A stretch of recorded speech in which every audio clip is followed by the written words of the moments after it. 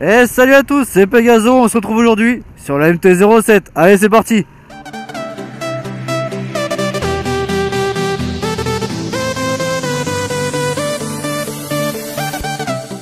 Bon bah comme vous l'avez vu dans l'intro les gars, et comme Adrien me l'a demandé, je réessaye la MT-07 Tracer. Mais aujourd'hui c'est un vlog, enfin c'est un essai moto plus un vlog en fait. Je vais en profiter pour faire un petit truc. Parce que aujourd'hui, j'ai Madame Pegaso qui est avec moi. Tout simplement on est allé à la concession pour parler un petit peu avec le mec. Parce que on avait vu un petit peu avec le mec pour que je change de moto. Et tout simplement en fait... il m'a dit est-ce que tu veux l'essayer encore une fois. Je dis j'ai repensé au commentaire qu'Adrien avait dit au commentaire qu'Adrien avait fait sur ma dernière vidéo. Je vous propose de l'essayer à nouveau et donc je vous fais un nouvel essai, mais en même temps je vais vous parler un petit peu de la balade, enfin de la conduite en duo. Alors je vais parler par rapport à mon expérience, mais déjà pour moi la balade en duo c'est une question aller rouler en duo en moto c'est une question de confiance. Tout simplement parce que la passagère doit être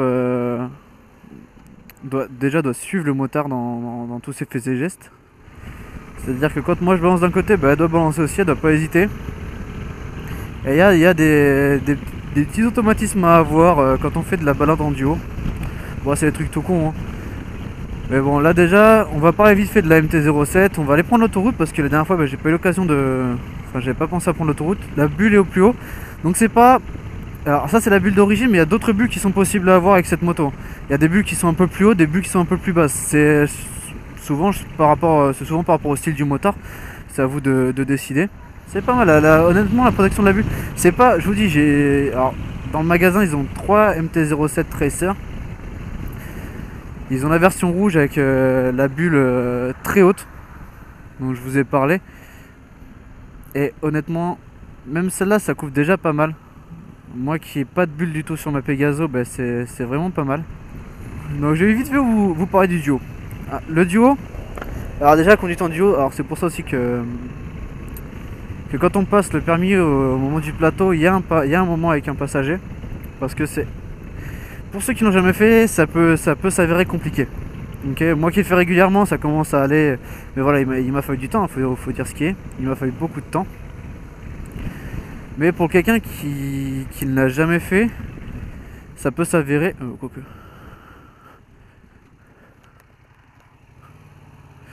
ça peut s'avérer très compliqué de conduire en duo.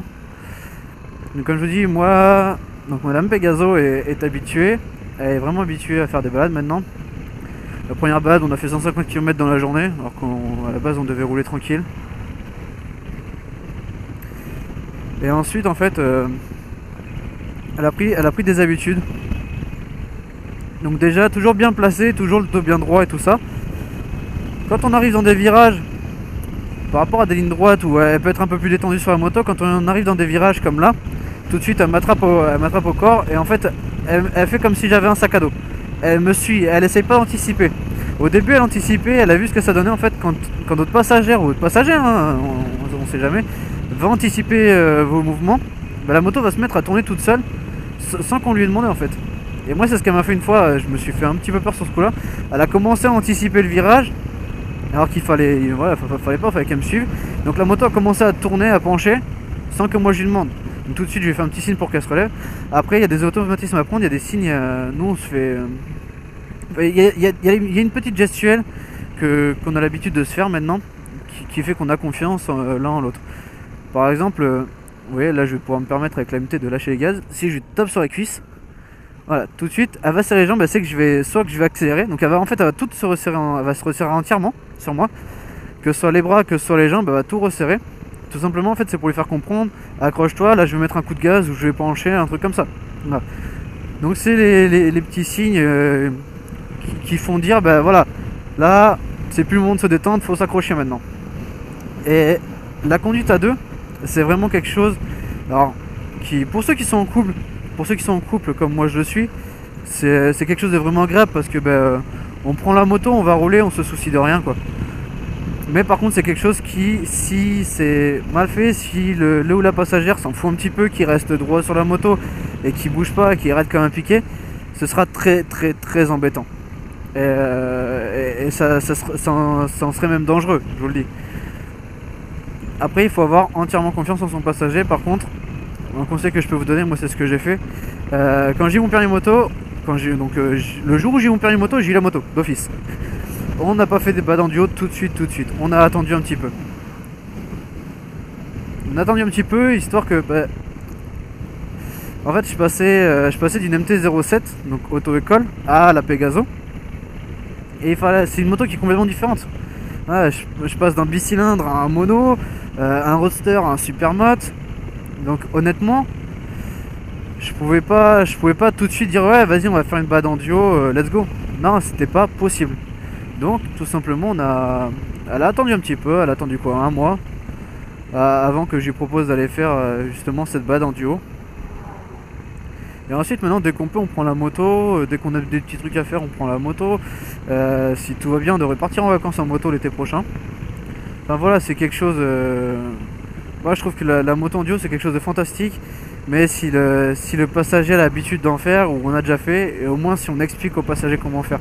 Faut pas poser quelqu'un sur le cul de la moto et dire allez, tu me suis. C'est pas comme ça que ça fonctionne. Honnêtement, moi c'est ce que je pense. Et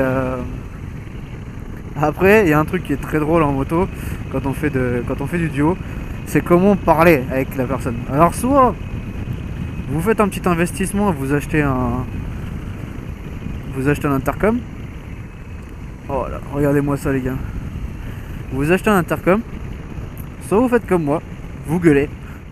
Donc, qu'est-ce que t'en penses? Relève ta visière. Ah voilà. Qu'est-ce que t'en penses de cette moto? Le peu que t'en as vu pour l'instant. Elle est parfaite. Donc en tant que passager, t'en penses quoi de cette selle? Elle est un peu dure. Ouais, donc c'est... Hein? Tu ressens toutes les impuretés. Ouais, après on peut régler l'amortisseur je crois. Ouais, l'amortisseur est réglable les gars.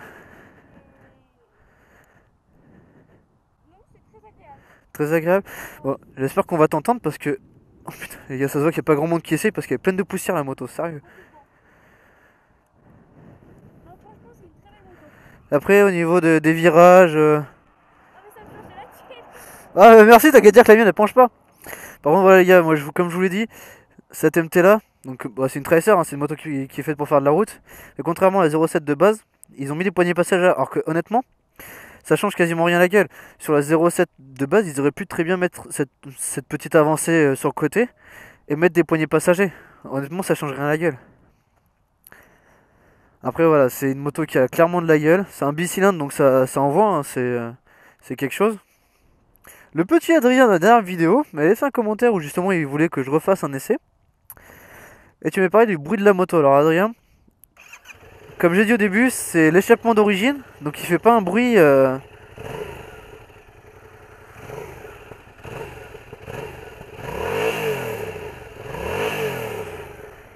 Il fait un joli bruit, mais un pot à cras, ce serait nickel. Après honnêtement, si je dois prendre ça, je changerai pas de ligne d'échappement tout de suite.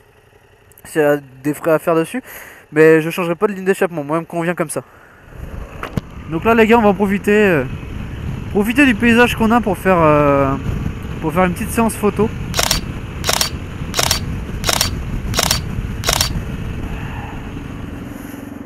Bon bah les gars, on se retrouve sur la Pegaso. J'ai fini mon test, je suis resté un petit moment, enfin on est resté un petit moment à la concession pour parler avec le mec. Donc déjà peut-être une bonne nouvelle pour vous. Normalement au mois de janvier, le concessionnaire chez qui j'étais, la Yamaha, ils vont déménager dans un autre local plus grand. Ce local là va rester Aprilia, Piaggio, et surtout pour la vente de scooters et tout ça. Et dans l'autre local ce sera Yamaha et KTM. Donc une bonne nouvelle parce que les mecs là chez qui j'ai essayé la MT-07 Tracer, pour eux il n'y a aucun problème pour essayer les motos dès qu'ils en ont. C'est même eux qui ont demandé d'avoir une moto démo. Oh putain. Une moto démo bridée. C'est même eux qui ont demandé d'avoir une moto de démo bridée à deux. Donc ils en auront peut-être d'autres quand ils seront KTM. Parce que là ils vont être Yamaha et KTM. Donc vous vouliez que j'essaie la 690. Il y a... S'ils l'ont en essai, démo à deux, tout ça, il n'y a aucun problème, je l'essaierai les gars. Donc voilà, donc on a discuté un petit peu comme on peut dire monnaie, on a discuté un petit peu monnaie pour voir ce que eux pouvaient me proposer par rapport à la Pegaso. Une reprise hein, concrètement. Une reprise de la Pegaso pour me descendre Oh, le camtar qui s'insère comme un connard. Pour me descendre le prix de la Tracer. Donc ben voilà, concrètement comme vous savez, ben moi la Tracer, bah, je suis complètement en kiff dessus, hein. C'est une putain de moto. Et puis en plus, ben, Madame Pegaso aussi, hein, maintenant elle a vraiment envie qu'on achète cette moto. Après c'est un achat qui... Je peux pas changer de moto comme ça, je peux pas me le permettre. C'est un achat qui doit être calculé, où on doit tout calculer. Donc voilà, donc j'ai profité de cette vidéo en même temps pour vous parler un petit peu de la conduite en duo. Je vous ai pas trop parlé parce que je suis pas non plus un vieux routard qui a l'habitude de faire des centaines et des centaines de bornes en duo. Si vous voulez que je vous fasse une vidéo un peu plus complète, on va dire peut-être avec 2 caméras pour que vous voyez un peu mieux ou des choses comme ça, ben écoutez, dites-le moi, il n'y a aucun problème.